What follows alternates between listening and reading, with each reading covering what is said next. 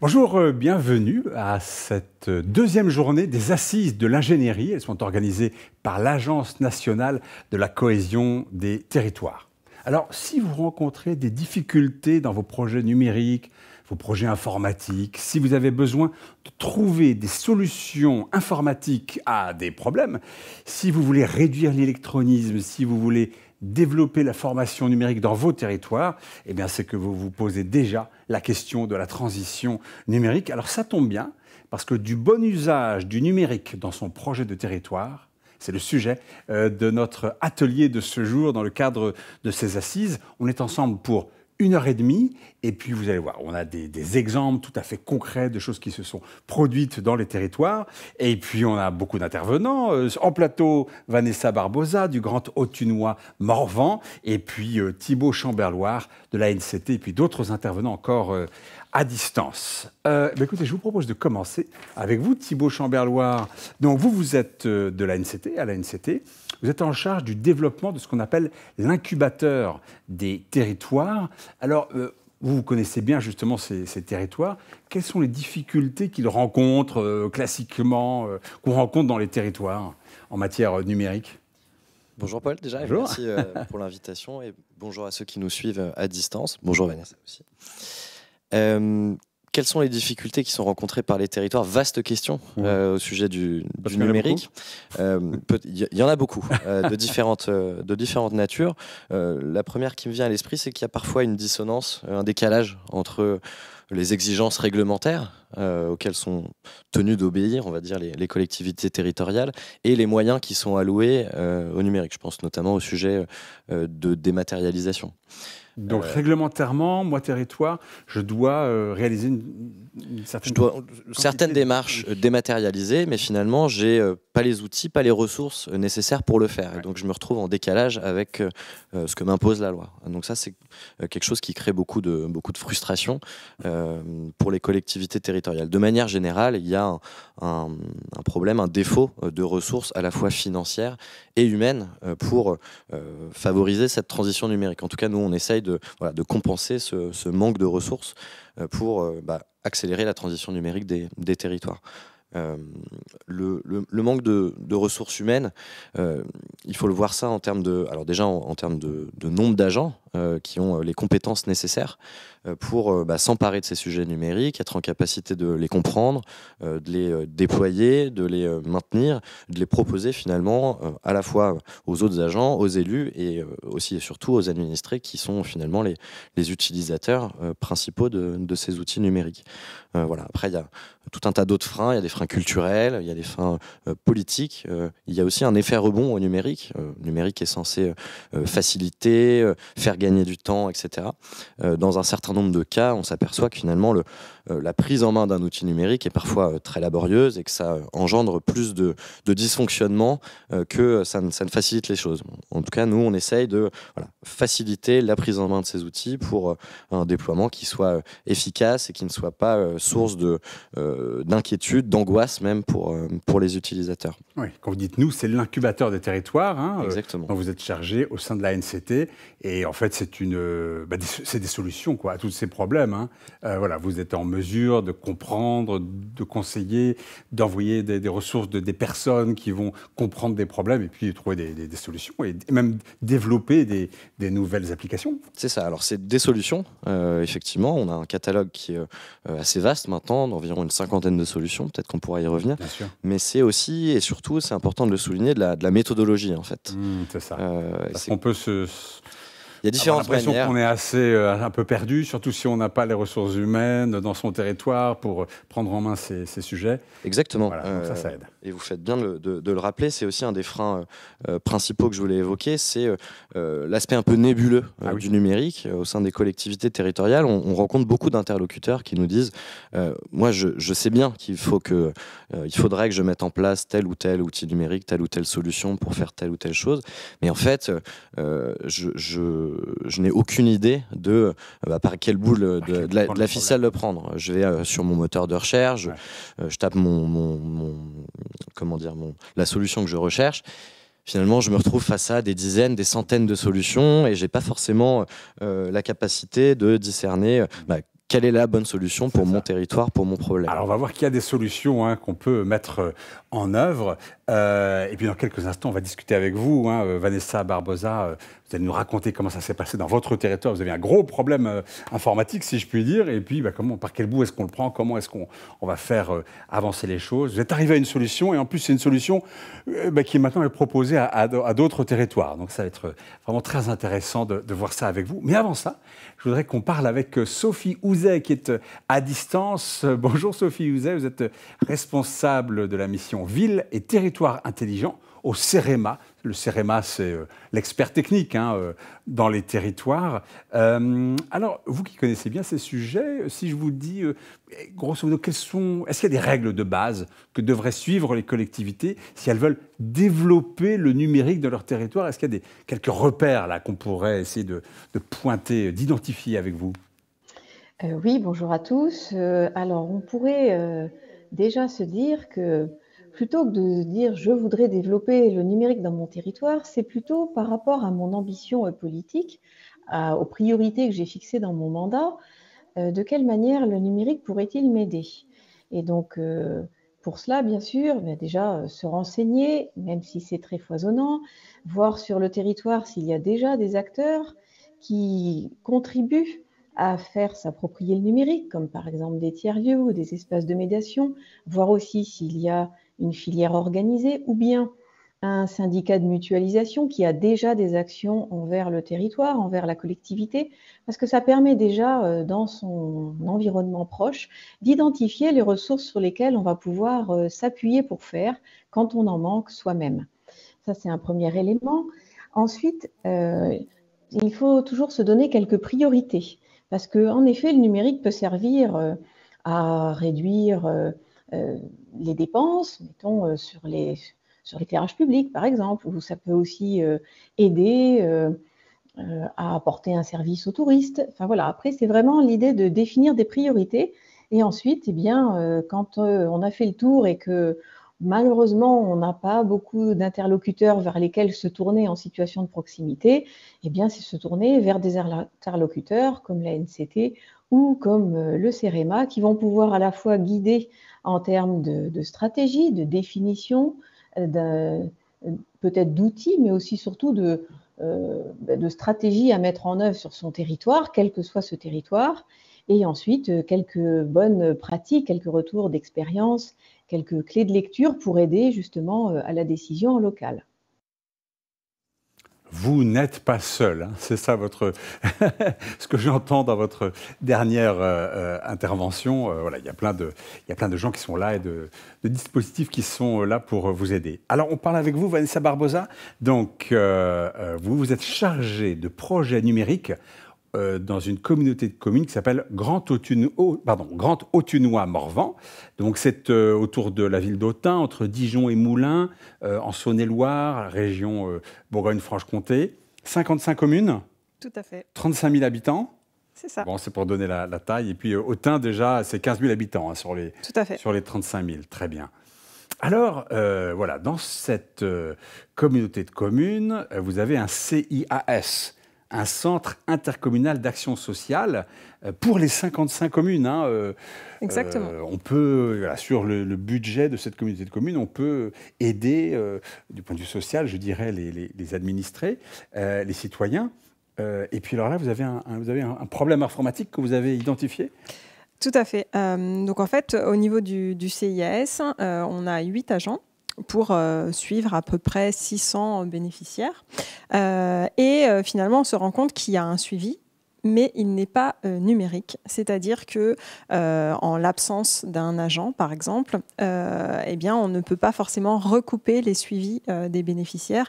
Et donc, ça peut créer une rupture finalement dans le suivi, puisqu'on est obligé de se renseigner auprès du collègue, etc. Donc voilà, il pouvait y avoir une difficulté de ce point de vue-là. Donc les dossiers ne sont pas en ligne, c'est ça? Exactement, les dossiers n'étaient pas communs. En gros, les bénéficiaires étaient suivis au travers d'une quinzaine de tableaux Excel et des archives papier. Donc moi, bénéficiaire, mes informations étaient dans plusieurs tableaux Excel. Exactement. Aussi dans des archives papier, donc un peu tout ça un peu... Pas de centralisation. Pas de centralisation, exactement.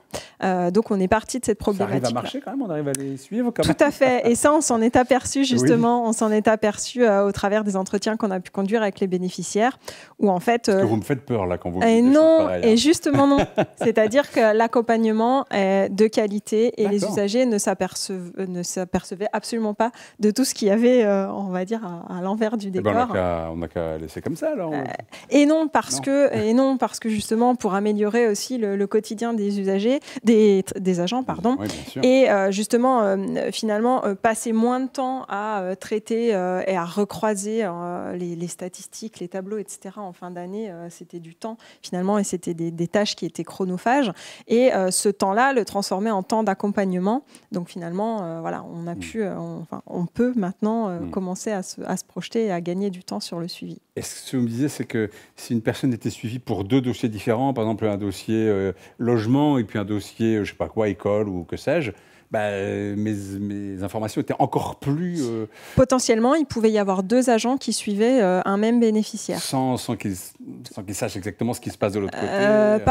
Pas forcément, tout à fait. Des problématiques sociales ou des problématiques de domiciliation n'étaient pas forcément traitées par le même agent. Donc j'imagine que pour les agents, c'était extrêmement exigeant. Il fallait beaucoup parler, beaucoup se déplacer, avoir des antennes partout, quoi, finalement. Exactement. Ouais. Le système reposait quasi exclusivement sur l'humain. Ouais. Et donc, c'est très bien. Et dans le social, c'est très important, l'humain. Néanmoins, l'humain est faillible. Et donc, il était important quand même d'apporter un levier et des ressources numériques pour aider tout ça. Donc, besoin d'un outil numérique de centralisation, c'est ça l'idée ? Tout à fait. Ouais. Alors, disons qu'on n'a pas apporté une solution toute faite, et c'était là la force du programme national d'investigation de l'incubateur des territoires. C'est-à-dire qu'on est vraiment parti du problème. Donc, on était 3 agents de la communauté de communes, plus un coach qui était donc mis à disposition dans le cadre du programme de l'incubateur. Et tout ensemble, pendant 3 mois, on a vraiment investigué le problème pour voir déjà s'il y avait une solution. Existante. Ouais. Vraiment se poser et trouver et aller vers la solution, mais en partant des besoins. Et ça, c'est passé par des phases donc d'entretien. On a questionné l'ensemble des agents du CIAS pour voir tout simplement comment ils travaillaient. On a questionné des usagers pour voir s'il y avait justement un impact, si notre fonctionnement avait un impact sur l'usager.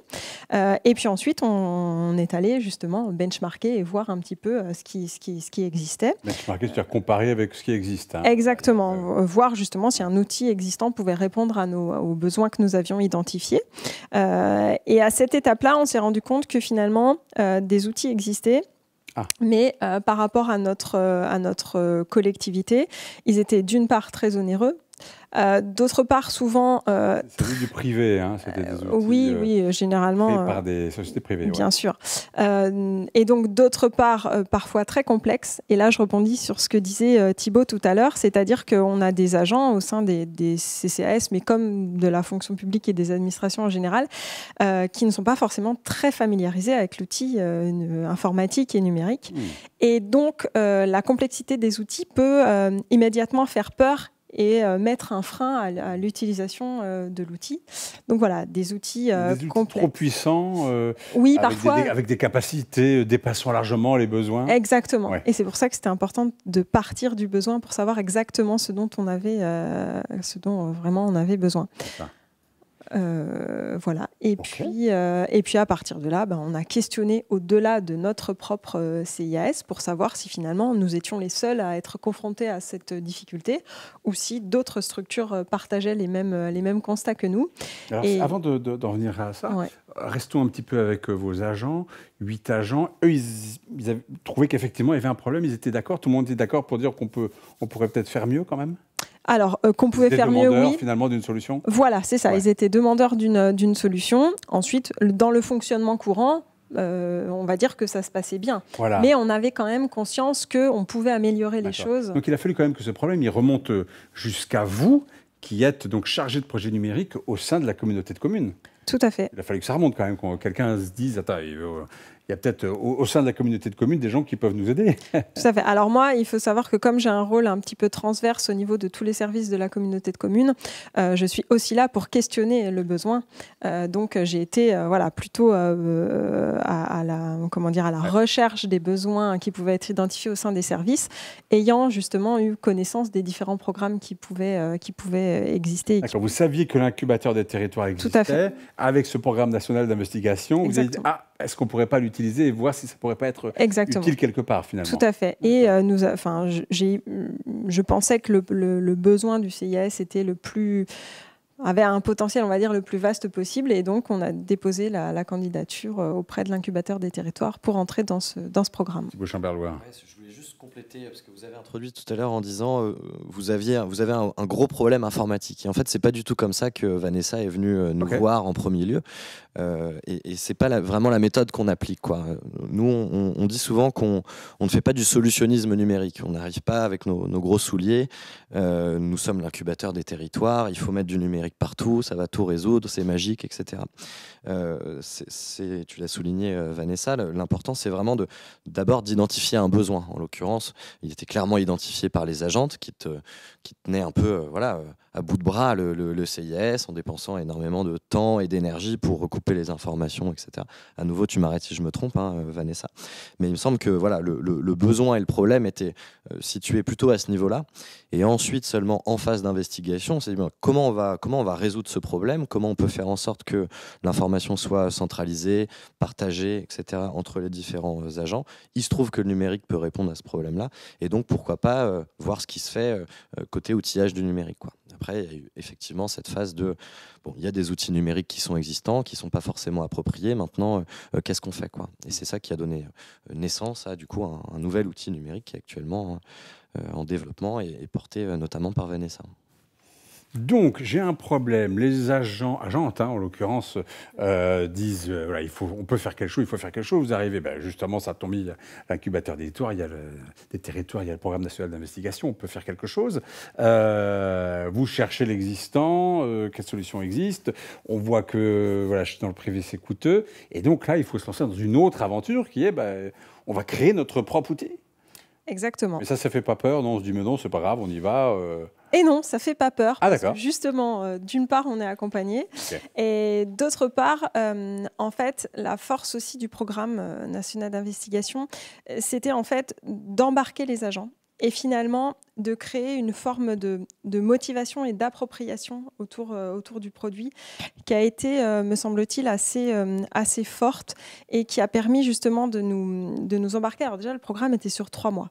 Donc en fait, on avait vraiment un objectif, un cadre, et on se mettait dans pas dans une bulle, parce qu'on avait d'autres missions à côté évidemment, mais on avait 3 mois pour réfléchir à ce projet et le mener à bien. Et puis ensuite, c'est quoi le but là ? Au bout des 3 mois, vous êtes censé arriver à quoi ? Eh bien, au bout des 3 mois, soit on a trouvé un outil qui existe déjà et donc on le met en œuvre dans notre collectivité. Ou alors, comme c'est arrivé avec notre projet produit, en tout cas, le besoin était partagé par d'autres structures. Ah, c'est ça. Exactement. Et dans les méthodologies, on va forcément chercher, s'il y a un problème, on va forcément chercher à voir si le même problème existe ailleurs aussi pour embarquer davantage de communautés, de communes, de PCI, etc. Tout à fait. Si on a l'ambition de créer un nouvel outil, côté incubateur, nous, on doit s'assurer que, cet outil n'existe pas déjà, ou alors s'il existe, il n'est pas forcément approprié, il est trop onéreux pour un certain nombre de collectivités. Et deux, donc, d'autres collectivités, d'autres territoires que le territoire initial, en l'occurrence le Grand Autun-Morvan, est soumis ou sont soumis à la même problématique et pourraient avoir un intérêt à utiliser cet outil-là, quoi. Il faut voir ça un petit peu comme est-ce que la NCT, l'incubateur, a une utilité à investir de l'argent public dans la création d'un nouvel outil ?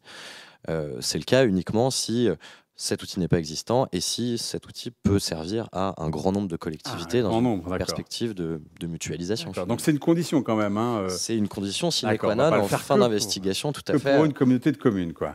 Exactement. Ok, et donc vous avez vu qu'effectivement le même problème se posait ailleurs ? Exactement, on a lancé une petite enquête en passant par l'UNCAS, qui est l'Union nationale des CCAS, et on a eu très rapidement une trentaine de réponses, et à notre grande surprise, la moitié des répondants avaient exactement la même problématique que nous, exactement. Et ça, c'était une surprise ? Alors, vous pouviez l'imaginer? On pouvait l'imaginer, rien. mais pas dans ces proportions. Ah oui. Alors, c'est vrai que l'enquête a été modeste, hein, puisque le programme était sur une durée, je l'ai dit tout à l'heure, limitée. Mais en fait, très vite, on s'est aperçu que le potentiel était là et que clairement, on pourrait avoir un retentissement beaucoup plus important que sur notre territoire unique. Donc 30 réponses, n'est-ce pas? Ouais. Il y a combien de CCAS en France? Il y a 14 000 CCAS. Ah, en quand France. même. Donc, Tout à fait. oui. Donc on n'a que 30 réponses, la moitié qui disent oui, donc on peut se dire qu'il y a quelques milliers qui potentiellement pourraient être intéressés, on n'en sait pas. Complètement, ouais. Et, bon, oui, et même au-delà, puisque en fait, sur le réseau de l'UNCAS, c'est une fédération. Donc, on n'a pas l'intégralité des CCAS qui sont adhérents à l'UNCAS. Ah oui. Mais voilà, en discutant avec diverses structures, on se rend compte qu'elles-mêmes, en parlant entre elles, on se rend compte qu'il y a un besoin qui est important et qui est existant, c'est sûr. Bon. C'est ça. Donc en fait, ça rejoint complètement le parcours, on va dire, classique de notre méthodologie. On part du Grand Autunois à Morvan. Ensuite, on s'aperçoit qu'il y a une trentaine de CCAS qui sont concernés par une problématique similaire. Enfin, la moitié d'une trentaine, du coup, si je reprends ces chiffres-là. Donc, on a au moins 15 structures qui, potentiellement, seraient intéressées par le développement d'un outil. Donc, on va continuer avec le Grand Autunois à Morvan et cette quinzaine de structures en phase plutôt d'expérimentation, quoi. Et puis voilà, avec ces premières structures, on va commencer à prototyper quelque chose, le tester et puis l'améliorer en continu. Et donc faire progressivement effet boule de neige, quoi. Sans s'avancer, on pourrait très bien estimer que d'ici 2 ans, on ait plus d'1 millier de CCAS qui utilisent cet outil et qui participent finalement à sa construction au fur et à mesure. Formidable. Bon, n'hésitez pas à poser des questions, hein, vous qui nous regardez, dans le chat, vous écrivez une question, et puis moi je la pose à nos intervenants. On en a 2 en plateau, d'autres encore qui vont intervenir dans quelques instants. Donc cet outil s'appelle Mon Suivi Social, il est en train d'être mis au point, vous allez le tester prochainement. Il est en test. Qui l'a développé? Alors qui finance et qui l'a développé? Alors nous travaillons toujours en lien avec l'incubateur des territoires et Mon Suivi Social. Actuellement, c'est une équipe donc, de 3 personnes, un coach designer, donc toujours le même, hein, la même personne qui nous a déjà accompagnés au niveau du Donc, ce n'est programme. pas quelqu'un de l'ANCT, hein, c'est quelqu'un que vous, ANCT, enfin vous, incubateur de territoire, vous avez adressé, si je puis dire, à la communauté de communes. C'est un professionnel du numérique qui est mandaté par l'incubateur des territoires pour accompagner, en l'occurrence, le projet de Mon Suivi Social. Donc, un coach designer, un développeur. Un développeur, donc qui tape du code. Exactement. Et moi-même, au niveau du projet, pour réfléchir le besoin, construire les fonctionnalités, et puis faire le lien aussi avec les structures qui expérimentent, donc qui sont au nombre de 10, puisqu'on a fait le choix de développer et de tester en simultané pour être vraiment dans l'amélioration continue du produit et qu'il finalement soit vraiment adapté aux besoins du plus large public, en sachant que dans les structures qui expérimentent, on a à la fois une toute petite commune qui a 1200 habitants, qui pour le coup n'a pas de CCAS, mais qui fait de l'accompagnement social. Ouais, donc voilà, on a très vite senti qu'on pouvait d'ailleurs élargir la cible, pas uniquement au CCAS, ah oui, exactement, à un CCAS qui, je crois, compte à peu près 35 000 habitants, enfin, sur un territoire qui a à peu près 35 000 habitants. Et pour autant, ils testent le même produit. Et c'est là, en fait, aussi la force de co-construire, c'est qu'on voit que finalement, en faisant quelque chose de simple et avec des fonctionnalités vraiment basiques, on arrive à répondre à un besoin, quelle que soit la typologie de structure. Alors, Thibaut Chamberlain, on va parler de l'incubateur des territoires dans quelques instants. Voilà, on a déjà eu des idées de ce que vous pouviez proposer là, de façon extrêmement concrète avec Vanessa Borbosa et puis avec la communauté de communes Grand Autunois Morvan. Alors, avant de continuer sur l'incubateur des territoires et parler de ce qu'est un incubateur public et voir ce que vous pouvez proposer de façon plus générique, je dirais, peut-être qu'on peut se tourner vers Sophie Houzet. Bonjour Sophie Houzet, vous êtes responsable de la mission Ville et Territoire Intelligent au CEREMA. Et avec vous, on avait envie de parler de numérique responsable. Qu'est-ce que c'est que le numérique responsable? Alors, le numérique responsable, c'est en fait l'idée que la transition numérique, c'est-à-dire que le fait que le numérique pénètre tous les secteurs de la société et la transition environnementale qui impacte aussi tous les secteurs de la société, se rencontrent. Et dans cette rencontre, en fait, il y a plusieurs paramètres à prendre en compte. Le numérique, en fait, peut être utilisé pour aider à cette transition environnementale en permettant de réaliser des économies d'énergie, par exemple, ou de réaliser une meilleure gestion des réseaux d'eau pour moins perdre d'eau. C'est un exemple.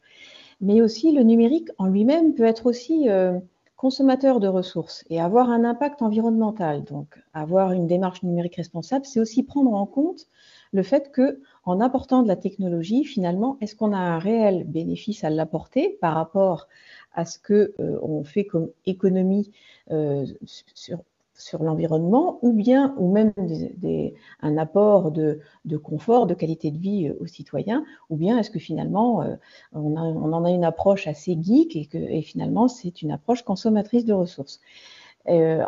En plus de ça, la question du numérique responsable, c'est vraiment de se poser l'idée de se dire, est-ce que je l'utilise à bon escient?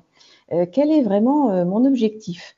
Il va simplifier la vie des habitants dans leurs démarches administratives, par exemple, comme on vient de le voir.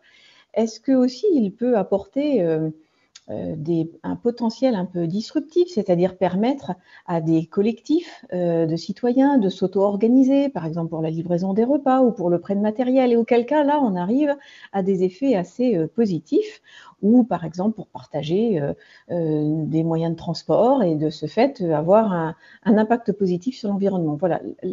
Avoir une approche numérique responsable, c'est se poser un certain nombre de questions. Et pour objectiver son usage, aujourd'hui, en fait, il n'y a pas une méthode universelle pour objectiver l'usage qu'on a du numérique. Mais justement, nous, on a commencé à travailler avec 3 villes, donc la ville de Châlons-en-Champagne, la ville de Draguignan et la ville de Dunkerque, pour justement voir... Nous, hein, c'est vous, votre mission Ville et Territoire Intelligent au CEREMA.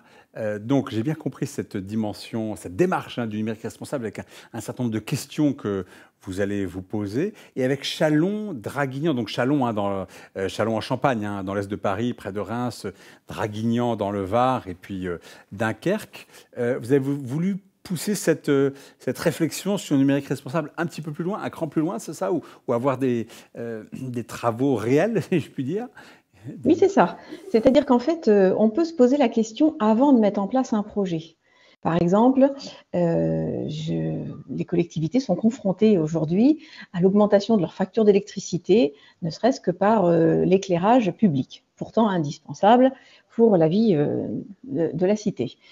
Et en fait, il y a plusieurs manières de réduire ces coûts. Par exemple, en équipant les candélabres de LED.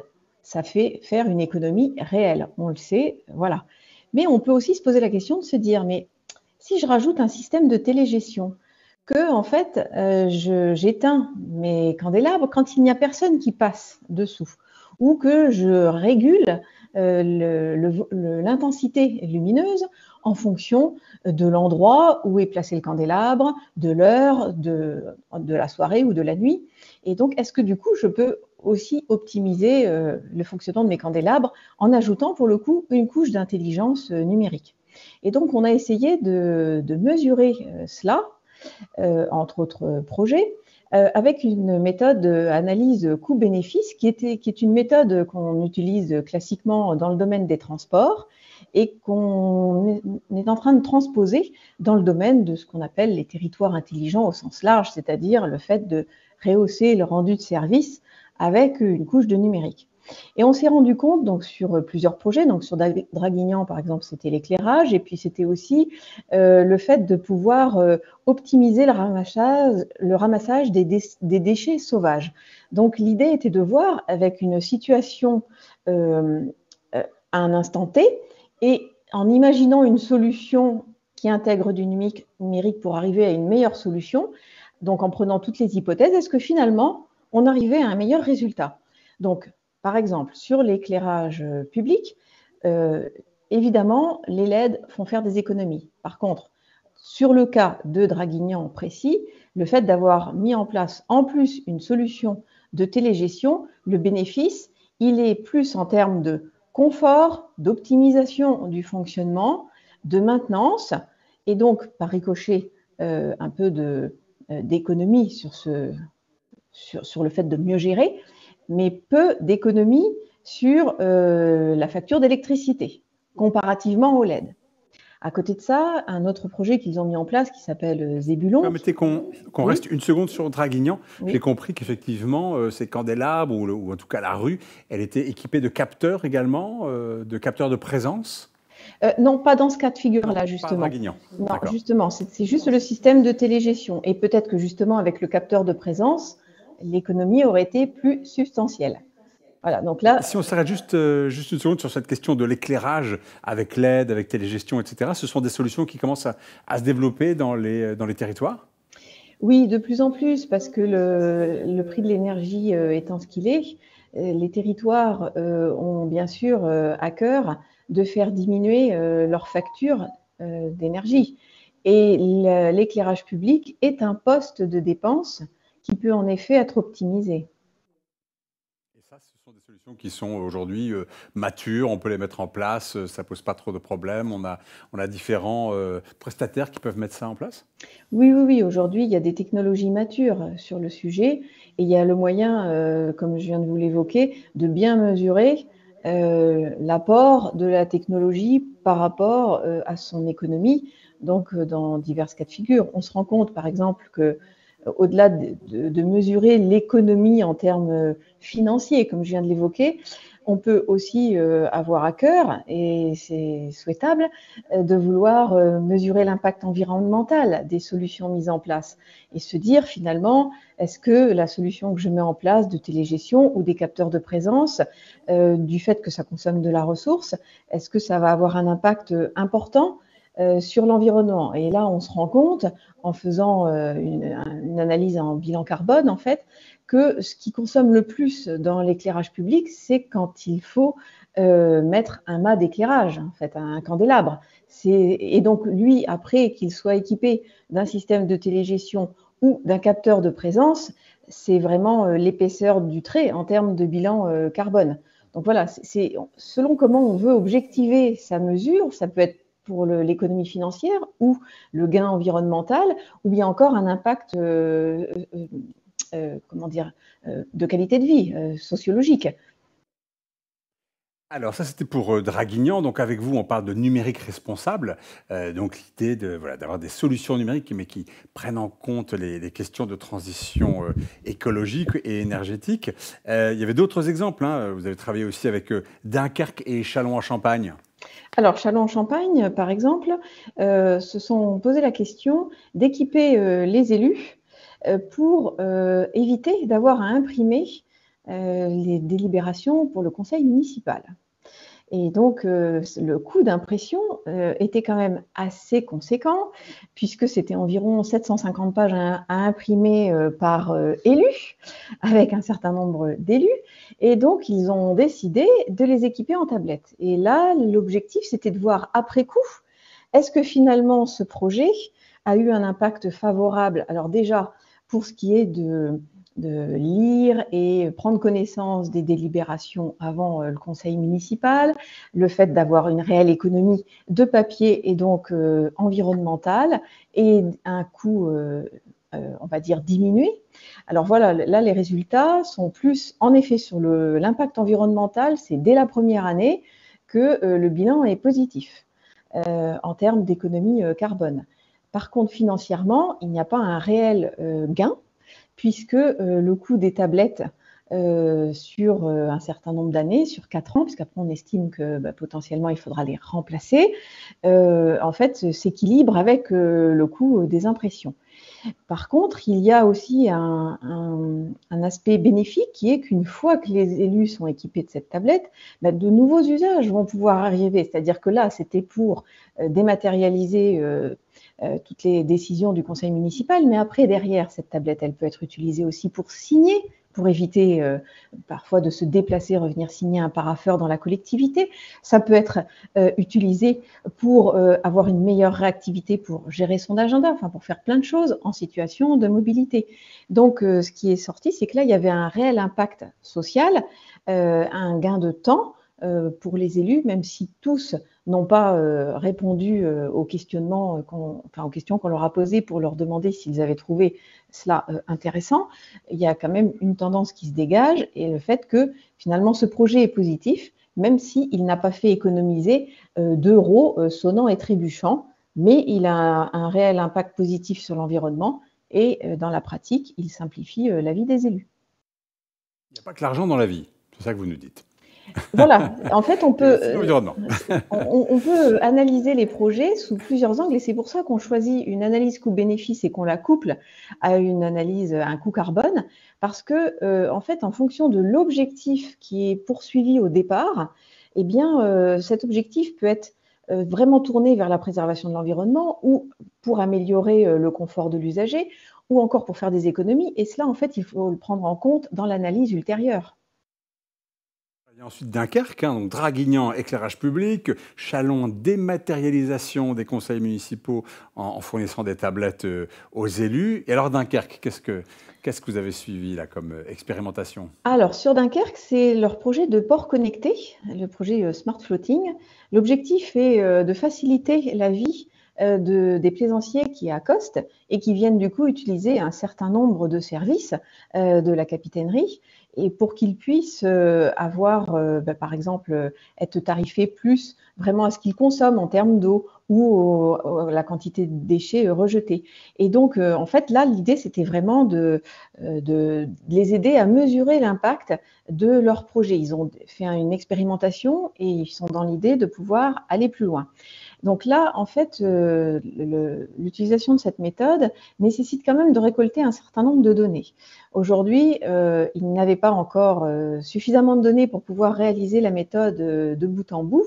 Ceci étant, ça leur a permis, on va dire, et à nous aussi d'ailleurs, de développer en amont de la méthode tout un questionnaire qui permet du coup de vraiment avoir une vue globale sur son projet et de pouvoir formuler clairement quels sont les objectifs, comment est-ce qu'on pourrait les mesurer pour pouvoir faire remonter les données essentielles pour pouvoir faire l'analyse ensuite. Et donc là, on n'est pas allé au bout de l'analyse, mais plutôt on a mis en place une méthodologie amont qui resservira à d'autres territoires quand elles n'ont pas nécessairement anticipé et n'ont pas préparé les données, mais pourront le faire dans un deuxième temps en ayant vraiment un questionnaire très précis pour pouvoir s'auto-évaluer. Et donc la morale de l'histoire, c'est quoi finalement sur ce numérique responsable? Quels enseignements est-ce que vous tirez de ces 3 projets très variés, assez différents les uns des autres? Alors ce qu'on peut retirer comme enseignement, c'est que ce type de méthode peut se réaliser à la fois en amont d'un projet, et là, ça aide, on va dire, les élus, les services, à se poser un certain nombre de questions et à mieux cadrer leur projet et à avoir une idée potentiellement de l'impact positif que pourra avoir leur projet, ou négatif, ou un impact neutre. Du coup, ça peut aider à la décision pour bien calibrer le projet par rapport aux besoins et aux attentes. En période donc d'évaluation après déploiement de projet, cette méthode peut aider à reconduire ou à réorienter un projet de service à la population ou en interne à la collectivité. Et du coup, ce qu'on espère, c'est qu'il y ait plus de prise de conscience des effets à la fois positifs et potentiellement la prise en compte d'effets rebonds qui aujourd'hui sont très difficiles à prendre en compte quand on lance une initiative numérique. On a plein d'effets rebonds là, dans ce cas-là. Par exemple, quand on équipe en matériel, quand tout à coup il faut déployer ou un réseau, par exemple dans le cas de Draguignan, un réseau LoRa pour mettre en place un système de télégestion, il a un coût. Si on ne le fait que pour l'éclairage, le bénéfice, en fait, ne se voit pas dans ce cas d'usage-là, mais par contre, le fait de l'avoir fait, il se verra sur d'autres cas d'usage. Et inversement, si on met en place, si on déploie énormément de matériel comme les tablettes, mais qu'en face, il n'y a pas un réel bénéfice environnemental, par exemple sur le papier, là, on se trouve avec un effet rebond, parce que le fait d'avoir équipé en matériel, c'est quand même le plus, on va dire, impactant sur l'environnement. Donc, il faut faire en sorte que l'équipement en matériel diminue le coût environnemental par ailleurs. Voilà ce qu'on peut se dire. Alors, je vous avais bien expliqué que vous preniez en compte cet aspect-là, jusqu'à quel point est-ce que les solutions numériques sont pas elles aussi énergivores, produisent pas finalement des gaz à effet de serre. Il faut fabriquer ces tablettes numériques. Si on fait appel au cloud, le cloud, on sait que ça consomme aussi pas mal d'électricité, par exemple. Alors justement, il y a Sylvie Petrosso qui vous demande, quid, qu'en est-il du recyclage des tablettes par rapport au recyclage du papier? À mon avis, Sylvie Petrosso, elle a déjà une idée de la réponse. Alors justement, ça c'est un autre axe. Donc dans le numérique responsable, il y a cette idée d'être sobre et il y a cette idée aussi de concevoir les services ou de les numériser en pensant à la chaîne totale. Et aujourd'hui, ce dont on se rend compte, c'est que même s'il y a un certain nombre d'initiatives, que ce soit de reconditionnement de matériel ou de recyclage, c'est quand même quelque chose qui fait défaut de manière générale sur le territoire et notre discours est aussi incitatif pour que les collectivités mettent en place des politiques de vraiment, alors à la fois auprès des associations locales pour favoriser le reconditionnement, puisqu'il y en a qui travaillent à reconditionner le matériel, et puis quand ce n'est plus possible, à envisager le recyclage. Mais on sait très bien qu'aujourd'hui, de par la législation et de par la pratique des industriels, peu d'ordinateurs, de tablettes, enfin de matériel au sens large informatique sont recyclés, alors que c'est un enjeu fondamental pour les années à venir. Merci beaucoup, Sophie. J'ai encore des questions pour vous, mais bon, on va avoir l'occasion de se reparler ensuite. On a une question aussi pour vous, Vanessa Barbosa. C'est Olivier de Villers qui vous demande, sauf erreur, il y a une grosse problématique RGPD dans ce projet Mon Suivi Social. Comment est-ce que vous le traitez? Donc RGPD, Règlement Général sur la protection des données, c'est le fait que voilà, les données, on ne peut pas en faire ce qu'on veut. Dès que vous voulez les gérer, les stocker, les modifier, etc., tout ça, ça passe par la CNIL. Je crois qu'elle a changé de nom aussi, d'ailleurs, la CNIL. Exactement. Ouais. La problématique de RGPD est très présente et pour cela, on est justement accompagné par un juriste sur le projet. Il faut savoir que dès le démarrage de l'expérimentation, nous avons mis en œuvre un certain nombre nous avons activé un certain nombre de leviers, dont l'hébergement en données de santé, évidemment, puisque l'accompagnement social est très consommateur de données dites sensibles. Et puis également une réflexion autour du cloisonnement des rôles des différents agents pour justement ne pas donner les mêmes droits et les mêmes vues sur les informations à, par exemple, un agent d'accueil et à un travailleur social au sein d'une même structure.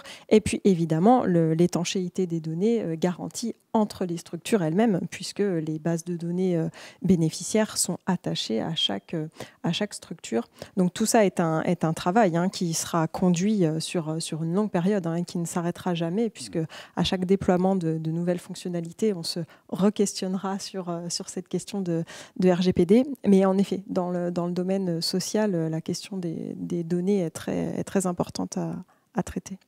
Il y a une question de Paola Lobello, je vais la poser après, mais je rejoins sur sa question que je ne vous ai pas encore posée. Chez vous, les élus, ils sont sensibles à cette question du numérique parce qu'en fait, Paola Lobello, elle vous dit comment sensibiliser les élus sur le numérique alors qu'ils n'ont parfois pas conscience des enjeux du numérique sur leur territoire. Exactement. Et là, je pense que c'est aussi une des forces du programme. C'est-à-dire qu'en fait... Programme national d'investigation. Exactement, parce de l'incubateur des territoires. Parce qu'en fait, on a réussi à faire émerger une problématique finalement qui était sous-jacente, puisque, on le disait tout à l'heure, les agents travaillaient très bien. Les usagers trouvaient la qualité du service très satisfaisante et il n'y avait pas de souci là-dessus. Mais le fait de de pointer cette problématique et de leur en parler, d'apporter des éléments chiffrés, d'axer également sur les statistiques, c'est-à-dire comment aussi cet outil va servir à l'aide aux décisions finalement, et comment on va réussir à faire en sorte qu'ils puissent aussi eux en tirer un bénéfice, a fait qu'en fait on a à la fois embarqué les agents et à la fois pu convaincre les élus qui d'abord nous ont permis d'accéder à ce programme et d'entrer dans cette démarche, mais je pense ont également pris conscience de la problématique elle-même, qui n'était pas forcément révélée. Donc ça fait partie des choses qui étaient intéressantes également à travers ce programme. Sophie Houzet, j'ai envie de vous poser la question, si vous êtes toujours avec nous, comment sensibiliser les élus au sujet du numérique alors qu'ils n'ont parfois même pas conscience de ces enjeux sur leur territoire ? Bon, la sensibilisation peut passer par différentes formes. Ou bien on a la chance, on va dire, d'avoir quelqu'un dans les services qui se dit « mince ». J'aimerais discuter de ça avec mes élus, mais je n'y arrive pas. Et auquel cas, il peut faire intervenir un certain nombre d'acteurs dans sa collectivité en demandant à ses élus d'avoir le droit, n'est-ce pas, de faire une session de sensibilisation, ou il peut essayer de les inviter à des webinaires qui sont organisés par ailleurs, ou ce qui marche quand même le mieux, c'est de faire témoigner un autre élu d'une collectivité qui s'est déjà frotté au sujet et qui a déjà mis en place un certain nombre de choses. Et là, on va dire que la reconnaissance entre pairs marche très bien.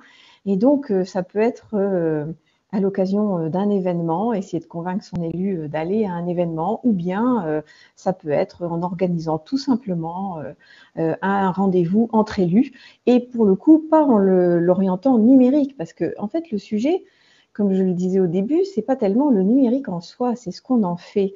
Et donc, si un élu est passionné par, je ne sais pas moi, le maintien à domicile, parce que dans sa vie, il a été infirmier avant d'être élu, et il est vraiment très attentionné à la cause des personnes âgées sur son territoire, eh bien, très bien. Faisons rencontrer cet élu à un autre élu qui a du coup mis en place un certain nombre d'actions sur son territoire pour aider les personnes à rester à domicile, et dès lors que le numérique a pu l'aider, eh bien, très bien, ce sera l'occasion d'en discuter. Il faut prendre vraiment des choses très concrètes pour sensibiliser les élus. Le numérique n'étant que un moyen ou une manière de travailler qui va l'aider à réaliser son projet politique.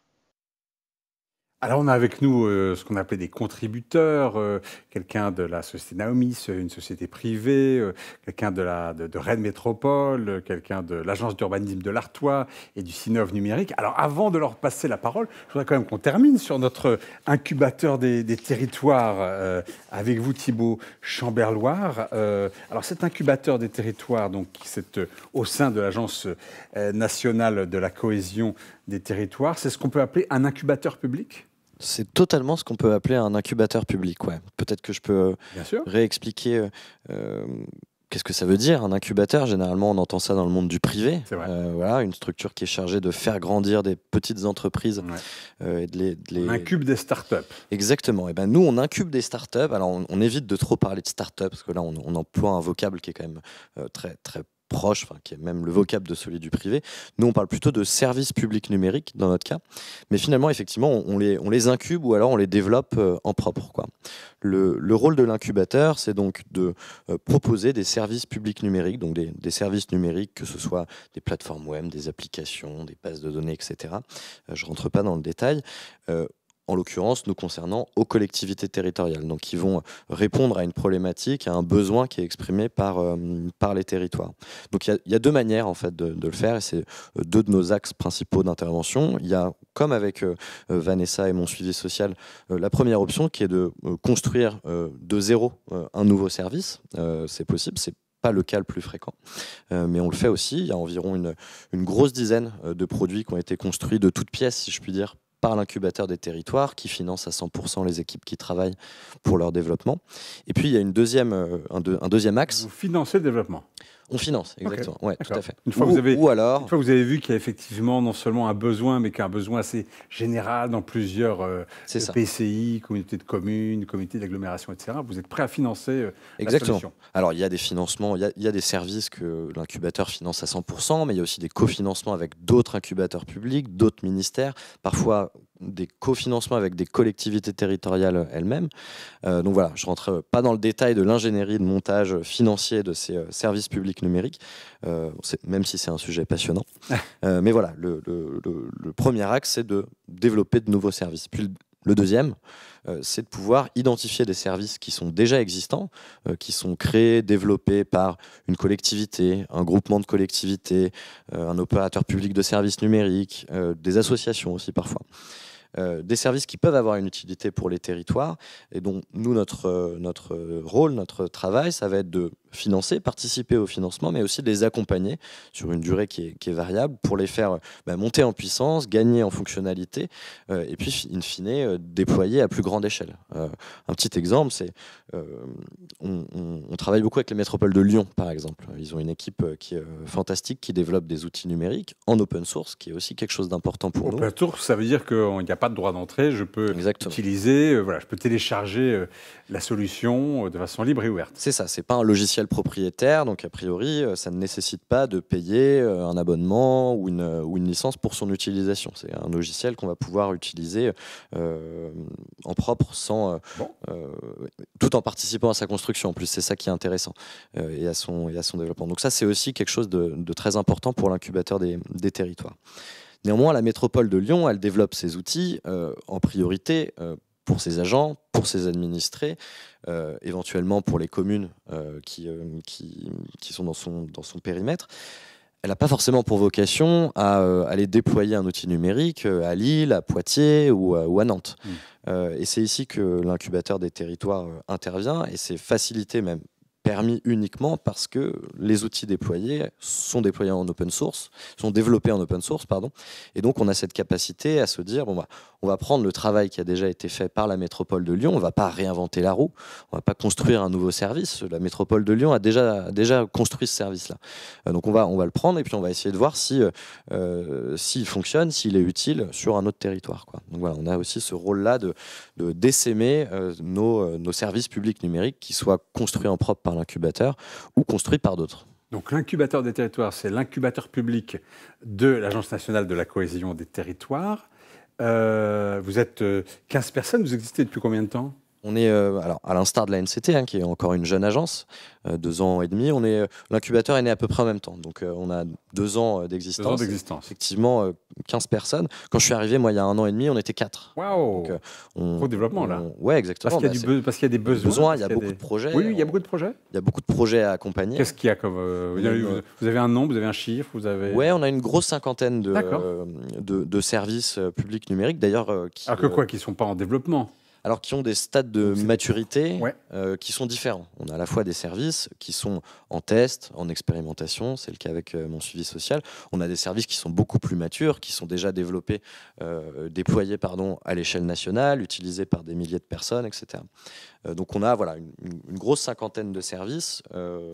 D'ailleurs, on peut consulter sur le site de l'incubateur des territoires, voir un peu de quoi il retourne, quoi. Ça couvre un large périmètre de problématiques. Et notre travail, c'est de pouvoir faire en sorte que les collectivités s'approprient ces différents services et qu'on les accompagne dans cette appropriation, quoi. Alors, si on veut en savoir plus, on peut regarder la petite diapositive. Il y a le site internet www.incubateur.anct.gouv.fr. Il y a un mail contactincubateur@anct.gouv.fr.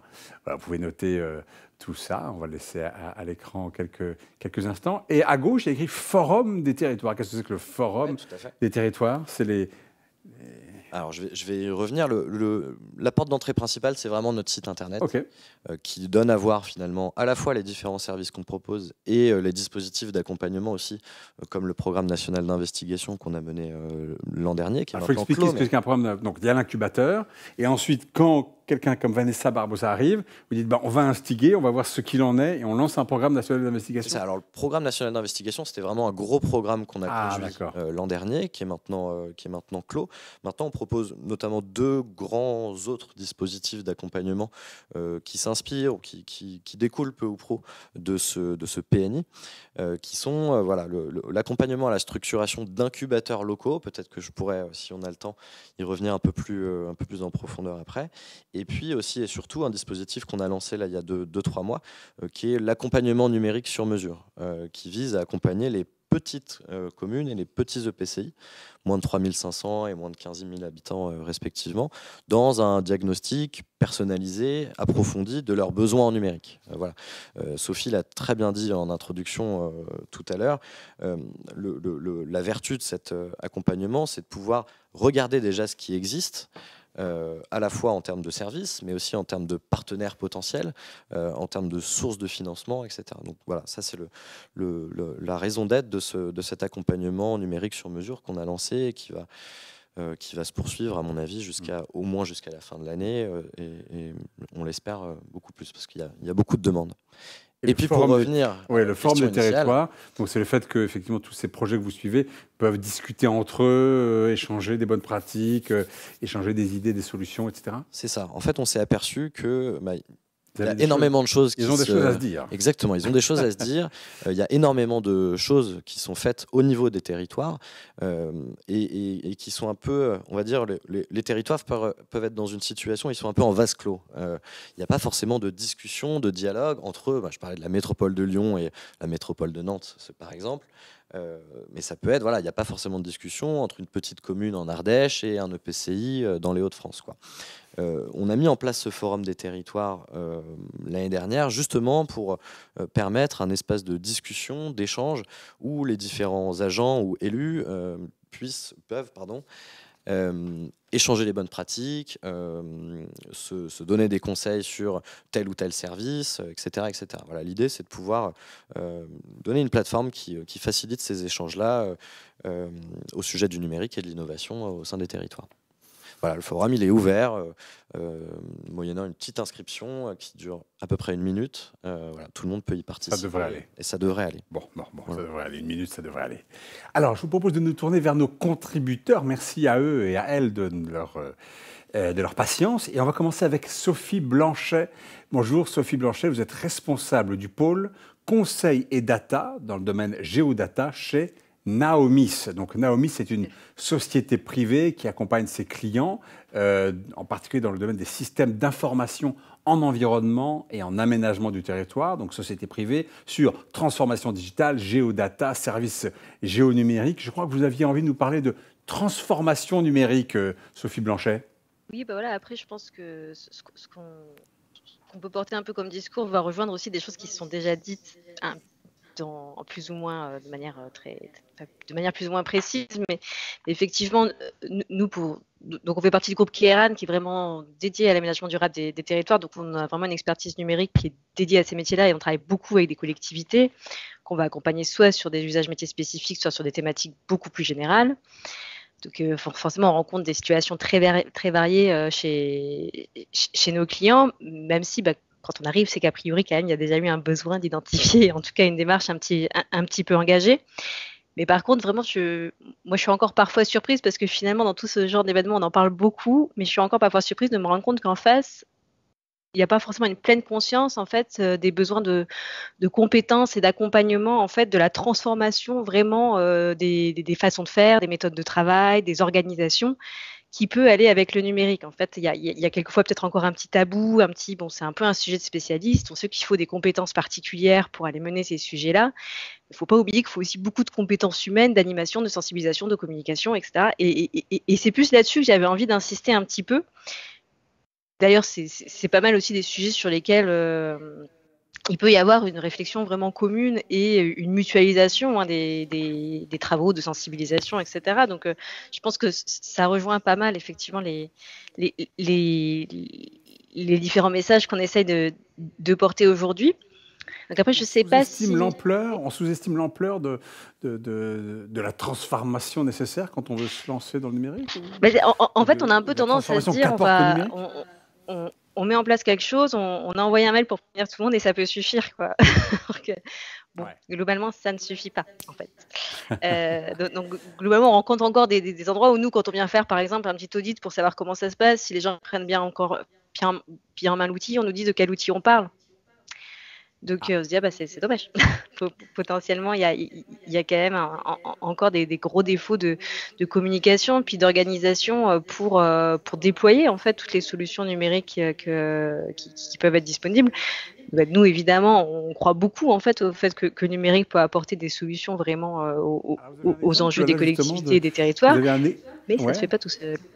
Vous avez un exemple justement de ces outils qui existent, qui sont installés, mais enfin qui sont peut-être un peu sous-utilisés Oui.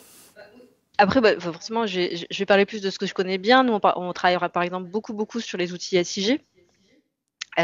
Qui ont pu être souvent en fait donc les SIG, les systèmes d'information géographique, excusez-moi, qui quelquefois ont pu être cantonnés à certaines directions métiers du type l'urbanisme, voire l'espace public ou les services techniques dans certaines collectivités, qui en fait peuvent répondre à des besoins qui sont très très transverses, y compris de communication, de partage de la donnée, de collaboration, et qui sont pas forcément déployés tant que tels. Alors il y a pas mal d'enjeux là-dessus. Si je prends cet exemple-là, justement parce qu'on le connaît bien, il y a effectivement où est-ce qu'on va positionner ce service. Est-ce que c'est un service qui va être transverse?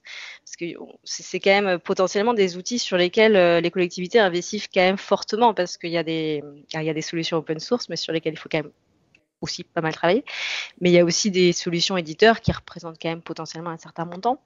Donc il y a un investissement qui est à la fois humain, financier, qui est évidemment écologique. On parlait d'un numérique responsable. Donc la question, c'est comment, j'ai envie de dire, à un moment donné, utiliser au maximum le potentiel de ces outils-là. Donc c'est ça qui nous intéresse un petit peu. Et finalement, ce qu'on constate, c'est que les efforts qu'il faut mettre pour déployer ces outils-là, pour animer en fait la communauté des utilisateurs et l'enrichir, ils sont presque aussi importants que les efforts qu'il faut mettre en développement, vraiment en gestion de la donnée, en mise en place des outils eux-mêmes, quoi. Le message est bien passé. Sophie Blanchet, vous aviez 2 diapositives que vous vouliez éventuellement nous montrer? Oui, peut-être. Après, c'était plus... c'était plus effectivement sur... il y avait juste, je pense, une petite diapo pour dire qui on était, parce que c'est forcément très connu, je pense, de tout le monde, donc pour pouvoir se situer.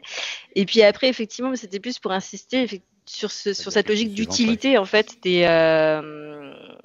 solutions qui nous semblent vraiment importantes, et sur le fait qu'il y a à la fois une phase amont qui est, je pense, de plus en plus perçue, c'est-à-dire en faire de la conception collaborative, aller vraiment sur des démarches utilisateurs, enfin voilà, vraiment être dans cette logique de co-construction des solutions numériques, et donc ne pas en faire un sujet de spécialiste. Mais il y a aussi derrière toute la question d'assurer en fait ce travail sur la durée, c'est-à-dire qu'on va avoir des solutions qui vont devoir être utilisées, et pour qu'elles soient utilisées, il y a aussi des moyens à mettre. Ça peut être effectivement d'avoir des espaces de partage des ressources pour bien utiliser l'outil, ça peut être des questions de sensibilisation, des questions de formation, des questions effectivement, on disait, d'organisation, d'avoir des référents un peu partout qui vont pouvoir aussi être ambassadeurs des bonnes démarches, des bonnes pratiques. Et puis après, ça va être toute la question, mais on le disait bien aussi tout à l'heure, qu'il faut pouvoir rentrer dans des logiques d'évolution, et donc continuer d'avoir effectivement des retours d'expérience, des partages sur les outils numériques. Voilà, notre projet, c'est vraiment de se dire, il y a une question de compétences techniques qui est importante, et on sait bien qu'il y a des enjeux aussi de recrutement et tout qui sont importants, mais au-delà de ça, il y a vraiment aussi besoin de personnes qui savent faire ça, en fait, qui savent faire de l'animation, qui savent porter les projets, qui savent sensibiliser.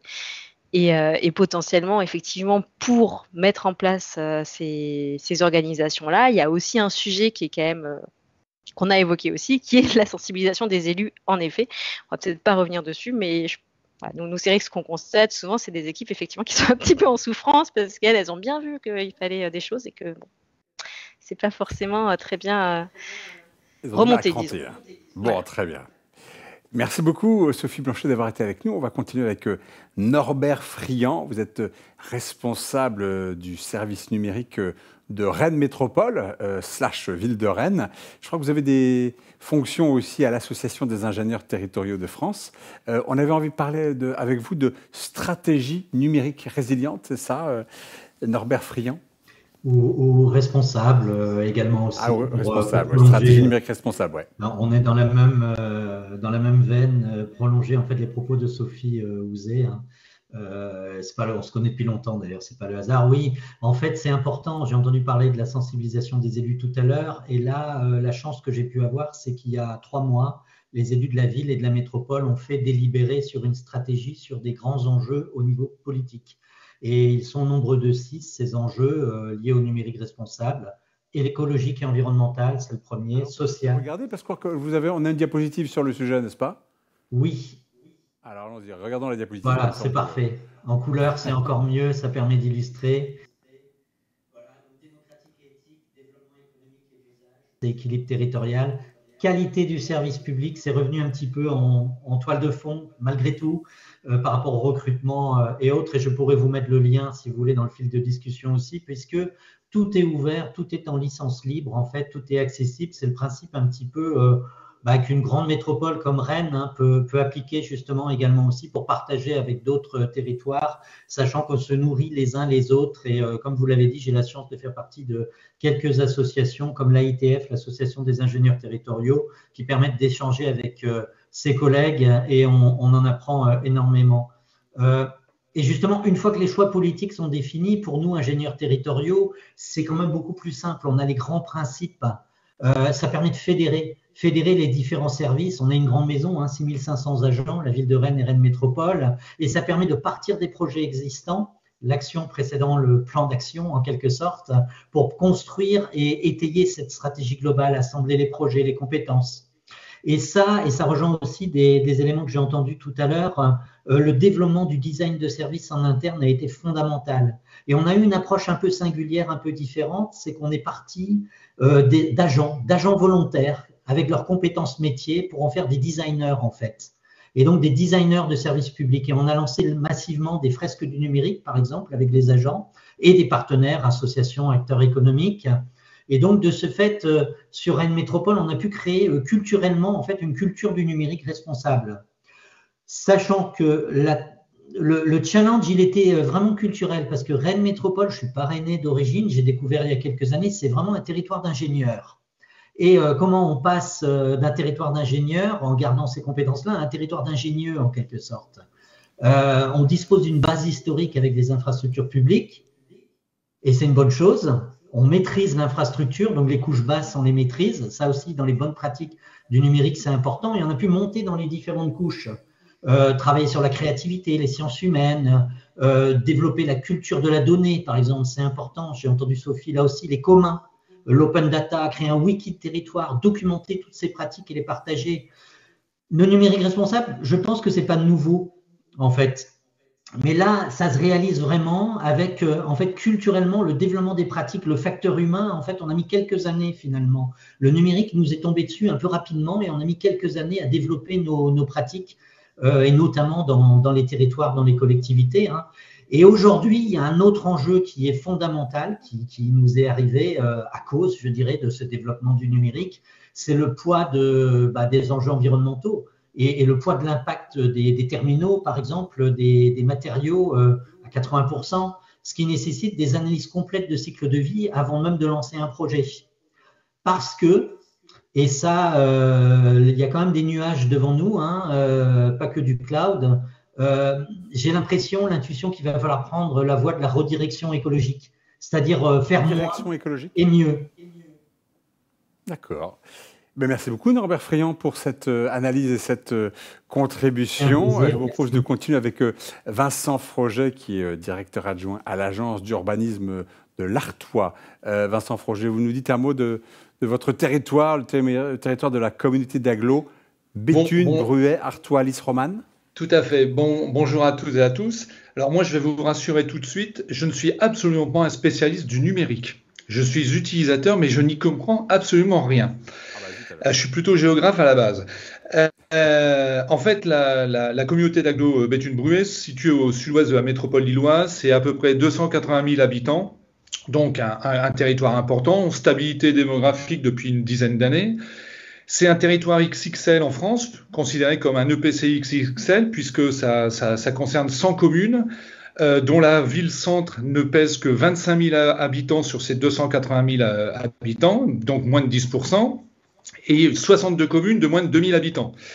C'est un territoire qui est confronté à un problème de déprise urbaine, puisque c'est une partie de l'ex-bassin minier et un secteur anciennement industriel qui connaît un renouveau industriel et qui est confronté à une forte périurbanisation ces dernières années, depuis 10-15 ans. Et surtout, pour terminer, c'est un EPCI relativement jeune, puisqu'il a été créé en 2017, il est né de la fusion d'une première agglomération et de 2 communautés de communes. Donc, il y a un vrai sujet d'enjeu d'identité commune qui n'existe pas encore réellement à l'échelle de ce territoire, et donc de construire un projet commun. Identité commune, hein. Vous Comment ? disiez un sujet d'identité commune, et vous avez l'impression que le numérique peut aider à cela, il peut avoir un rôle dans ce sens-là ? Alors, on travaille maintenant depuis à peu près 1 an avec la communauté d'agglomération pour élaborer ce projet commun, cette stratégie commune à échéance des 10-15 prochaines années. On a un territoire comme partout en France, en fait, qui est confronté à des enjeux de mutation. On parlait écologique, énergétique, social, numérique, évidemment, et un problème d'accroissement des inégalités. Donc, partant de ce constat, le président et l'exécutif de l'agglo ont souhaité construire un nouveau modèle sociétal qui s'appuie sur le maillage des communes, des 100 communes, donc la notion d'équité territoriale, on va y revenir, et qui vise à retisser du lien social, donc travailler sur la problématique des inégalités. Le tout dans une logique de stratégie bas carbone. C'est comment on fait pour progressivement construire un territoire où on utilise moins la voiture. Et on va voir toute la place du numérique derrière. Juste en guise un seul chiffre, le territoire, c'est 85% des déplacements en voiture. C'est un très vaste territoire qu'on traverse en une demi-heure, 3/4 d'heure. Donc on utilise essentiellement la voiture. Donc comment on fait pour travailler un projet de territoire ? La solution numérique là, que vous mettez en place. Alors, à la différence de mes prédécesseurs qui sont intervenus, nous, on est sur l'élaboration d'un projet de territoire. Comment on fait pour apporter sur ce territoire, comment on met en place un certain nombre d'équipements, de services dans la logique de ce qu'a développé Carlos Moreno sur la notion de ville du quart d'heure qu'on a adapté sur notre territoire, ville de la demi-heure. Comment on fait pour permettre à l'ensemble des habitants du territoire d'accéder dans la proximité à un certain nombre à un bouquet de services. Et c'est là où on peut travailler sur les mobilités, on peut travailler effectivement sur une amélioration, l'efficacité des services, des équipements, et c'est là où le numérique va trouver toute sa place. Comment on peut... Donc c'est un work in progress, c'est un travail en cours. Hein. Oui, comment est-ce qu'on intègre le numérique dans ce projet de territoire? C'est la question. C'est un travail en cours. On élabore une stratégie de développement d'un territoire avec une approche spatiale forte. Mais comment on fait pour apporter un certain nombre d'équipements, de services à la proximité aux habitants dans une logique d'équité territoriale, et comment le numérique peut venir être un outil au service de cette stratégie d'aménagement d'un territoire. Au même titre que le travail sur les mobilités douces, au même titre que le renforcement de la présence d'équipements ou de services, pérennes ou mobiles, le numérique est un outil qui va poursuivre, qui va aider à la structuration de ce territoire. Toujours dans une logique d'équité territoriale, apporter des services et surtout de limiter les déplacements, en particulier des déplacements carbonés. On a deux petites diapositives. Oui, non, mais j'avais une petite... Commenter rapidement, c'est peut-être pas utile parce qu'on en a... Non, c'est pas forcément utile parce que je viens de le décliner dans mon discours. Donc là, on est vraiment comme un outil, le numérique, outil d'aménagement du territoire en fait. Très bien. Bon, voilà. Excellent. On voit une envie effectivement d'intégrer le numérique dès le début. En fait, c'est ça l'idée. Hein. Projet de territoire. Comment est-ce quel rôle peut jouer le numérique? Merci beaucoup, Vincent Froger. On va continuer avec Alain Assouline, qui est le président du Sinov Numérique. Alors, le Sinov Numérique, c'est un syndicat d'entrepreneurs, des entrepreneurs dans le domaine des très petites et des moyennes entreprises, dans les métiers de l'ingénierie et du conseil informatique. Hein. en particulier, et donc vous militez pour l'amplification du numérique dans les territoires, dans l'organisation, l'environnement informatique, l'inclusion, le rapport des usagers à l'administration locale. Voilà, donc vaste projet. Comment est-ce que vous voulez faire pour y parvenir, Alain Assouline? D'abord, vous dire que donc les Synov numériques que je représente, c'est le syndicat des petites entreprises du numérique, et que ces petites entreprises du numérique sont dans vos territoires. C'est-à-dire, ils les connaissent bien, ils y sont engagés, et donc il ne faut pas hésiter à faire appel à leurs services. C'est pas des gens venus d'ailleurs donc ça participe aussi de la richesse du territoire, le fait que ces entreprises y soient. Ensuite, les axes, les deux questions que je voulais développer un peu, c'est aussi d'avoir cette réflexion au-delà simplement de l'utilisation du numérique dans les services de la ville. C'est aussi quelle place du numérique dans la stratégie de développement économique du territoire, c'est-à-dire comment il peut participer. On a parlé de numérique responsable. C'est comment le numérique peut participer justement à l'innovation, aux nouveaux enjeux, les circuits courts, des commerces de proximité. Donc ça, c'est un des sujets que nous adressons pas mal, et nous sommes très engagés dans l'accompagnement de la transformation numérique des TPE-PME dans les territoires. Pour cela, on est des partenaires très actifs de France Num, et nous menons un des dispositifs d'accompagnement qui a été mis en place par le gouvernement. Nous en menons un qui s'appelle Tous en ligne maintenant, et qui consiste à accompagner les petites entreprises, les commerçants, les artisans, les petites entreprises sous-traitantes de l'industrie. On les accompagne aussi à faire leur transformation numérique. Ça nous semble très important que le territoire considère aussi que son vivier économique fasse cette transition numérique. Et donc d'ailleurs pour ça nous avons organisé, alors ça s'est un peu arrêté pendant la crise sanitaire, mais on a fait un tour de France de la transformation numérique des territoires, où de manière très très concrète on va à la rencontre des artisans, des commerçants, des petites entreprises pour leur présenter les avantages qu'ils auraient à faire cette transformation et voir comment les entreprises du numérique peuvent les accompagner pour la faire. La deuxième chose que je voudrais dire, c'est qu'il est très important de former des talents du numérique dans les territoires, parce que très souvent, alors il se trouve que par ailleurs, j'ai fondé Webforce 3, qui est un réseau d'écoles de formation au métier du numérique, et qui est implanté dans une 50aine de territoires en France. Et bien souvent, les élus nous ont demandé de venir ouvrir des écoles dans ces territoires, mais malheureusement, trop souvent, une fois qu'on les a formés, ils vont travailler dans les métropoles, ils vont travailler ailleurs.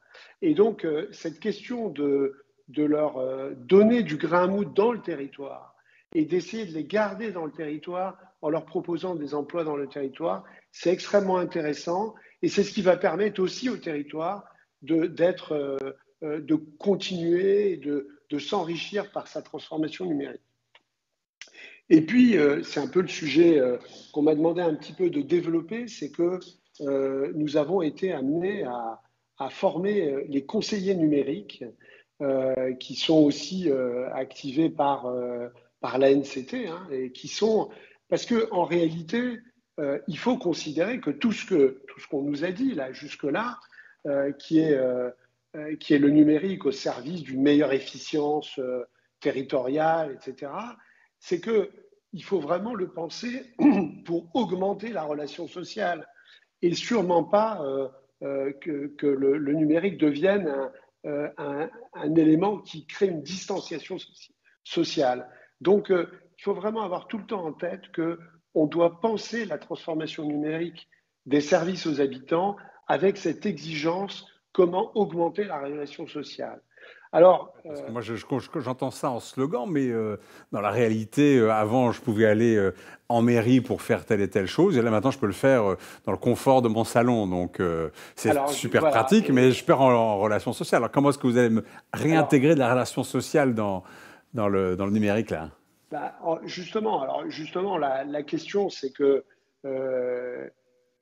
on a, en particulier pour les personnes les plus fragiles, il y a cette problématique que quelquefois, ils n'ont pas l'ordinateur ou ils ne peuvent pas rester chez eux tranquillement, ou s'ils ont des difficultés, ils ne savent pas à qui s'adresser. Et donc, les conseillers numériques de France Service, qui ont été mis en place par l'ANCT, c'est vraiment, leur objectif est vraiment ça. Le rôle d'un conseiller numérique, c'est l'accueil, le conseil, l'accompagnement. Voilà, c'est comment il peut échanger avec ses proches grâce au numérique, comment il va accompagner son enfant dans sa scolarité, les services à l'enfance de proximité, l'éducation aux médias, la prévention des addictions numériques. Ça, c'est vraiment des sujets que les conseillers numériques sont en charge de traiter avec ces personnes. C'est aussi comment prendre en main, tout simplement, comment prendre en main un outil numérique, l'environnement de l'ordinateur, la question des tablettes, des mobiles, la bureautique, toutes les questions de sécurité. Vous aviez parlé du RGPD tout à l'heure, mais aussi découvrir toutes les opportunités du territoire en termes de logement, de santé, de transport. Voilà, le numérique doit permettre tout ça et les conseillers numériques doivent accompagner. Et puis évidemment, il y a aussi comment trouver un emploi, une formation grâce à ça. Et les conseillers numériques ils peuvent aussi accompagner les TPE-PME et des associations dans leur démarche, et évidemment les individus dans leur démarche administrative, les aider dans la promotion en ligne de leur activité ou les acculturer aux enjeux de la transformation numérique. Voilà, donc je crois qu'on a bien compris. Effectivement, c'est le fait qu'à quel point l'informatique peut être un démultiplicateur de possibilités pour les individus. Exactement. Merci beaucoup, Monsieur Assouline. Je vous propose, parce qu'il y a Madame Barbosa qui avait envie de réagir. Peut-être oui, non. Non, je rejoignais tout à fait ces propos, et notamment sur le rôle des conseillers numériques. Ah oui. Parce que il me semble que justement sur les populations qui sont les plus éloignées du numérique, leur rôle est fondamental, parce qu'en fait, ces personnes vont apprendre à utiliser le numérique et de manière sécurisée, de manière responsable. Et en fait, on a cette boucle, et on se dit que en fait, leur rôle est vraiment très important, notamment dans les territoires ruraux. Je parle de ce que je connais, mais voilà, d'aller vers eux et de leur apprendre de façon pertinente à utiliser le numérique, mais à vraiment le faire de manière intelligente, sécurisée, et à reprendre les bases que parfois des personnes qui utilisent le numérique au quotidien et dont on pourrait croire qu'ils l'utilisent bien, finalement ne l'utilisent pas correctement. Et à titre personnel, je trouve que ce dispositif est vraiment excellent. Excellent, oui, ouais, tout à fait. Alors, merci beaucoup, Monsieur Assouline. On avait une question pour Sophie Houzet. C'est Pierre Tamby qui vous pose la question. Il vous demande, il voudrait avoir des renseignements sur le projet Smart Floating de Dunkerque, dont vous avez bien expliqué. Voilà, ce projet, l'idée, c'était de faire en sorte, dans le port de Dunkerque, qu'il y ait des services numériques, et puis envisagés et conçus de façon responsable. Où est-ce qu'on peut avoir de l'information sur ce projet Smart Floating, Sophie Houzet? En fait, je peux vous mettre en relation avec le porteur de projet du Smart Floating. C'est ça le plus simple. Voilà, c'est ça. Donc, il faut contacter Sophie Houzet, alors. Voilà, c'est ça. Vous pouvez donner mes coordonnées. Je les mets dans le chat. Et puis, comme ça, après, je vous mets en relation avec la personne qui pourra vous donner des éléments sur le retour de cette expérience et les suites. Voilà, il suffit de contacter donc Sophie Houzet, H-O-U-Z-E-T, au CEREMA, et puis comme ça, vous saurez tout sur le sujet. Et il y avait un point intéressant, Thibaut Chamberloir, c'était cette manière de concevoir ces nouvelles applis, ces logiciels aujourd'hui. Il y a une méthode un peu classique, mais qui n'est pas du tout la vôtre. Vous avez une méthode qui est un peu plus dynamique, ce que vous appelez une méthode produit. Voilà, quand on doit créer un service numérique, comment est-ce qu'on s'y prend ? Méthode classique versus votre méthode à vous. C'est ça. Alors, notre méthode à nous, c'est pas moi qui l'ai inventée, mais en tout cas c'est celle qu'on prône et qu'on essaye d'appliquer pour construire de nouveaux services numériques. L'idée c'est d'aller à l'inverse de ce qu'il a pu se faire par ailleurs. À l'inverse carrément. Dire j'ai un projet, j'ai un projet politique, j'ai une idée de solution numérique. Je me dis que tel outil, ça serait génial de développer, etc. Donc je vais passer beaucoup de temps et dépenser beaucoup d'argent à rédiger un cahier des charges, faire intervenir des prestataires pour développer cet outil, etc., etc. Donc on va avoir déjà un temps de latence entre le moment où on a eu l'idée et la première version en fait de l'outil qui va pouvoir être appliqué sur le terrain. Ça c'est quelque chose qu'il a pu se faire par ailleurs et on essaye de faire exactement l'inverse en fait. Donc nous ce qu'on va faire c'est d'abord, comme je le disais tout à l'heure et je vois que ça a été repris dans nos différents échanges, mais on va vraiment s'intéresser aux besoins. On évite vraiment cet aspect solutionnisme numérique. Avec une baguette magique numérique, on va tout régler. On va d'abord s'assurer qu'il y a bien un besoin terrain, réel, concret, qui est objectivable. Nous, on parle de problèmes majeurs, réels et actionnables. Je ne rentre pas dans les détails, mais ce sont un peu les trois réels conditions. Et actionnables. Exactement. Okay. Exactement. Actionnable, c'est-à-dire auquel on peut faire quelque chose. Exactement. Par exemple, si vous, Paul, voulez résoudre le problème du chômage à l'échelle nationale, on ne peut pas dire que c'est un problème actionnable à votre échelle. Comme ça, à mon échelle, voilà, d'accord. Exactement. Un problème réel, c'est d'éviter les j'ai l'impression que ou je suis persuadé que dans ma collectivité, je ne sais pas moi, mes administrés rencontrent des problèmes pour faire leur démarche pour obtenir un passeport, par exemple.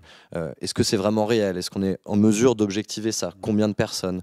Qu'est-ce que ça veut dire rencontre des difficultés? Est-ce que ça veut dire qu'elle passe 4 heures en mairie à attendre?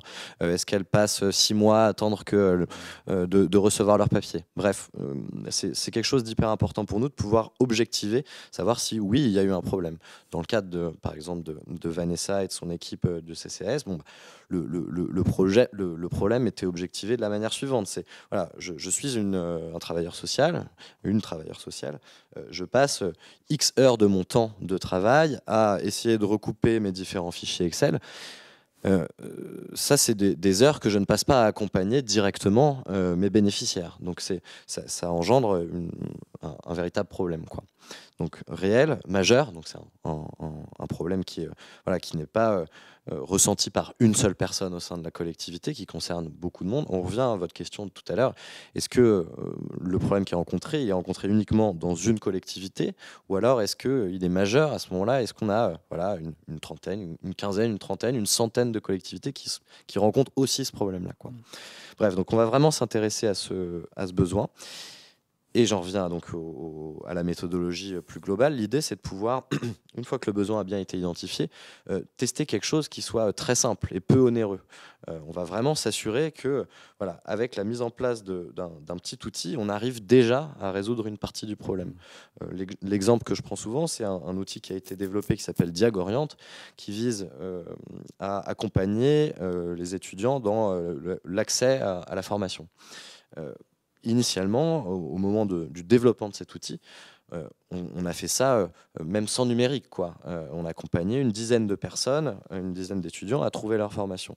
Et puis, pour monter en puissance et pour pouvoir répondre aux problèmes d'un plus grand nombre de personnes, là, l'outil numérique s'est imposé.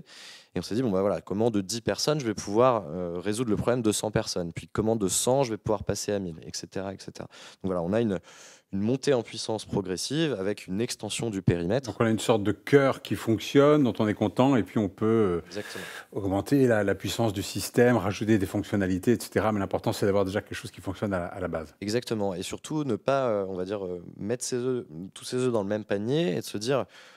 je vais dépenser très peu d'argent pour vérifier qu'il y a bien un problème et que la solution que j'ai en tête au contact du terrain, elle démontre son utilité, et puis je vais y aller progressivement, quoi. Ça va permettre de dérisquer en fait l'investissement. Y aller très progressivement. Exactement. Et en intégrant vraiment les utilisateurs. C'est exactement ça. Et nous, on a un système de comité d'investissement qui va aller vérifier si oui ou non la solution qui est prototypée, développée, testée, elle a un impact positif. Si c'est le cas, on a tout intérêt à pouvoir poursuivre son développement et son déploiement. Si ce n'est pas le cas, on s'autorise totalement à se dire bon, finalement, on s'est planté, ou le problème n'est pas si majeur que ça, et du coup, on va préférer réorienter l'investissement qu'on avait prévu, quoi. Une des notions clés dont je n'ai pas encore parlé et qui est pourtant hyper importante, c'est la mesure d'impact. On continue, au fur et à mesure du développement du produit, on impose, on va dire, en tout cas la méthodologie impose aux équipes de mesurer systématiquement leur impact. D'ailleurs, dans les différents services qu'on développe, il y a généralement une page statistique qui est existante, qui permet de voir, voilà, cet outil a pu être utilisé par X personnes, ça a permis d'accompagner, je parlais tout à l'heure des jeunes en recherche de formation, d'accompagner X personnes, X jeunes dans leur recherche de formation, ça a donné lieu au conventionnement, voilà, à X conventions de stage, d'alternance, etc. Bref, on a une notion qui est prédominante, c'est objectiver l'impact réel, concret de chacun des outils qu'on développe et qu'on déploie. Bon, on arrive à la fin de notre atelier. La journée n'est pas terminée parce qu'à 16h, alors voilà, ça vient de commencer. Non, ça commence à l'instant. Il y a le CEREMA qui a un kiosque. Vous savez, il y a un système de kiosque, c'est-à-dire un certain nombre d'acteurs qui vont pouvoir discuter directement avec vous dans des visioconférences. Donc le CEREMA a un kiosque sur la maturité numérique, évaluer la maturité numérique, je suppose, de votre collectivité ou de votre projet. Voilà, ça commence maintenant. À 16h30, l'AITF sur des exemples de services numériques. À 17h, l'AITF aussi s'intéresse à exploiter vos données. Comment exploiter vos données au mieux? Donc, vous voyez, il y a encore plein de kiosques et en plus, ils sont connectés à notre sujet numérique d'aujourd'hui. Demain, il y a encore des kiosques avec beaucoup d'acteurs, Flamme, Ola, AFPA, l'APEC, l'ANIL, voilà, vont avoir encore plein de kiosques. Et quant à nous, on se retrouve jeudi 7 juillet, donc après-demain, à 9h30, pour parler du vieillissement dans l'organisation de la ville, encore une fois avec des exemples extraordinairement concrets de personnes qui vont raconter comment ça se passe, quelles solutions elles ont trouvées dans les territoires. Et à 14h30, donc l'après-midi, quel développement des territoires dans un monde de sobriété foncière? Comment utiliser moins d'espace avec beaucoup d'exemples? Là aussi, on aura des images. En plus, on va essayer de présenter tout ça. Ça va vraiment être extrêmement intéressant. Donc, tout ça, c'est jeudi. Alors, sur notre sujet de la transition numérique, vous avez compris à quel point on avait des acteurs, il y a des compétences, il y a des programmes qui sont existants, qui sont là pour vous, des solutions qui sont apportées. C'était Sophie Houzet, finalement, qui disait « Vous n'êtes pas seul pour toutes ces problématiques et vous pouvez vous appuyer aussi sur ces acteurs, sur ces programmes pour embarquer vos élus, parce que je l'ai compris qu'il y avait un petit sujet là, voilà, absolument. Je voulais vous remercier infiniment, Vanessa Barbosa, Thibaut Chamberloir, et voilà, le programme continue. À très bientôt, et en ce qui nous concerne, à jeudi. Merci beaucoup, au revoir.